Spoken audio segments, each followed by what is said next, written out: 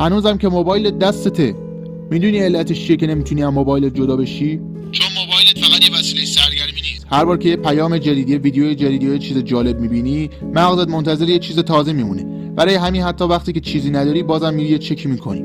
2. چون حوصله‌ات سر میره و گوشی سریع‌ترین راه فراره.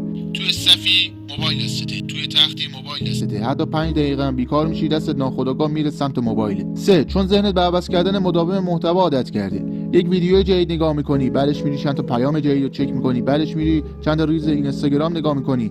در نتیجه یک کار ساده مثل درس خوندن برای چند دقیقه برات حوصله سربر میشه.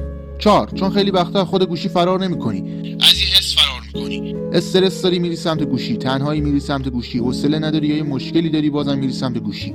5. چون گوشی همیشه جلو چشمته. اگه قصد استفاده ازش نداشته باشی، دیدنش بازم میتونه تو رو وسوسه بکنه. پس فقط اراده بیشتر لازم نیست، باید دسترسی تو بهش سخت‌تر بکنی. لازم نیست حتما گوشی رو بذاری داخل حال و دوباره خودت برگردی داخل اتاق. فقط نباید بذاری که وقتی حوصله‌ات سر میره اولین چیزی که دستت میره سمتش موبایلت باشه.